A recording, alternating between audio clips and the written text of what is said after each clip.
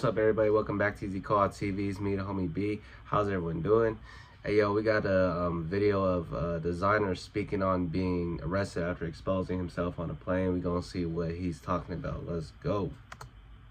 Just been staying focused, bro. You know, after everything happened, you know, just really just finding love, bro. Finding somebody I could really just be a companion with, and we're putting it together and have some great conversations and flow again. Oh, when did that happen? Oh, it happened after the incident. Yeah. The great incident. So, okay, you're flying back from Tokyo. What were you doing in Tokyo? Tour, Thailand, and just really just, you feel me, selling merch. I had sold $80,000 in merch and had to my PMR, me and A Boogie, we did a great relationship. Shout out my boy A Boogie, you know, and just, you know, just kept it going.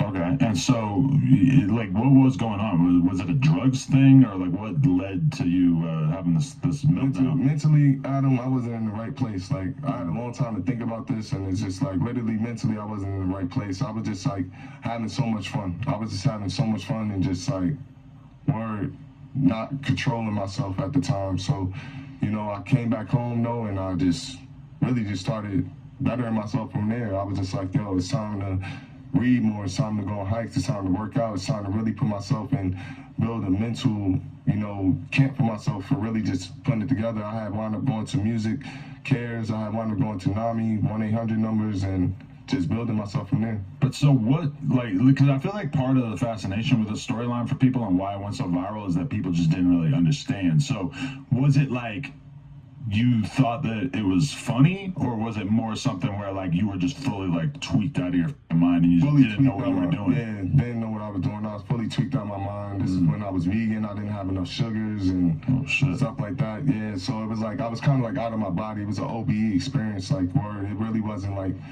who my character was, and it's just like word, bro. I was on medication.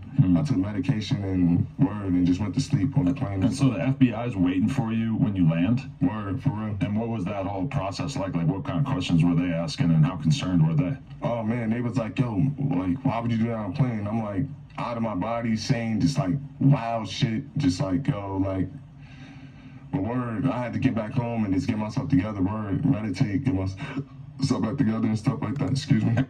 Damn, they treated it like it was a terrorist attack or something. The FBI was waiting for him. That's crazy. And so, are you someone who's always like really in touch with what people are saying in the media and everything? Like, was that kind of you up to see people just painting you as like a mega weirdo or whatever? Of course, because it's my first time being famous, you know what I mean, in life, and I'm just like, yo, just thinking like, damn, I hope nobody thinks I'm a pervert or anything. Like, that's not what I'm all about. You feel me? I'm all about just like love and just like keeping things going and stuff.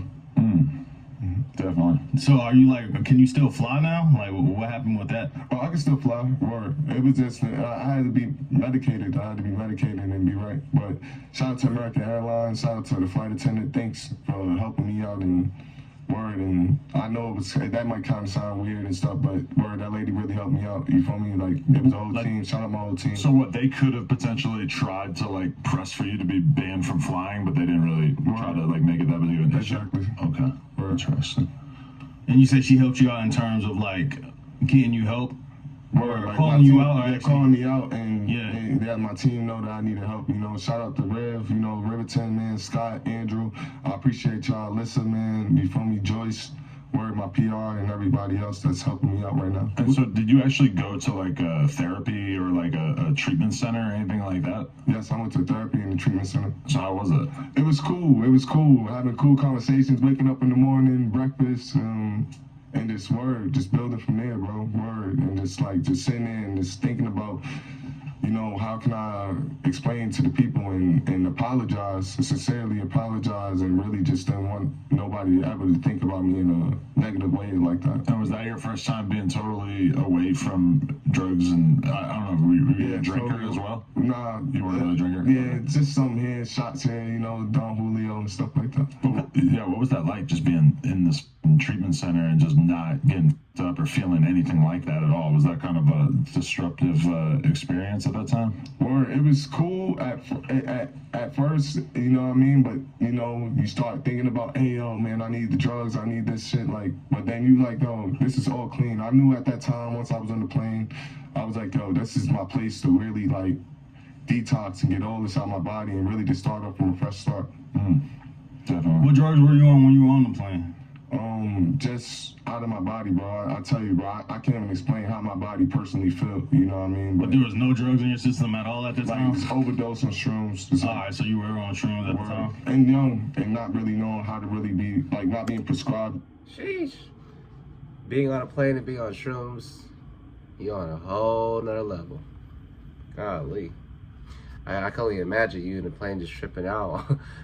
You just like way up in the air, losing your stuff, just looking around and stuff. Might have like a panic attack, might have a bad trip, you know, you might be going through your emotions or something. And then you just start just freaking out on the plane, you know, doing it up, going crazy. Damn, man, shrooms on a plane is crazy. Robbed them, you know what I mean? So it was just like this free, just balling and things like that could be your liver and pack up, and you feel me, you could have a trip. Just you feel me? But did you feel like you wanted to like come right off of that and put music out while you had that attention, or was it obvious to you that you wanted to take your time and take my time, okay. Take my time and rebuild myself, rebuild my character and stuff? Because that would have been crazy if you dropped like a storytelling song where you're just like breaking down what happened on the plane. Well, I was. Go full King Von. Yeah, bro, nah. Yeah, that might have been too much for the people. Word. What do you say to the people that's like watching this for the first time? Because have you talked about it since? No, I haven't talked about it since. It's my first one. Oh yeah, so what I had to make sure I had to be able to add them. Oh, I didn't know that. That's crazy. Yeah, that's super dope. So what do you say to the people that's watching this right now that's like, this is the first time hearing from you since the incident, and they just want to know what I'm saying? Like, this is the first time y'all hearing from me. I would say this is, you know, don't judge me from what's you heard in the past. It's, you know, I'm moving forward, I'm moving focused. I got, you know, free world merch. I got mental awareness merch. Okay. Word. So, Hey man, we human, we ain't perfect, man.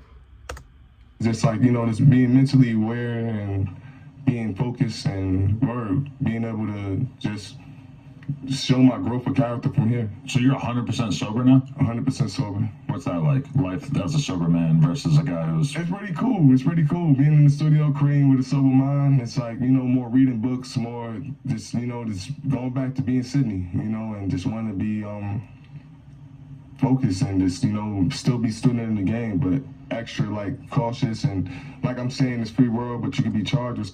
All right, yo. Shout out to No Jumper Clips for the clip, and shout out to Desiigner. Easy Call TV, we out. Let's go.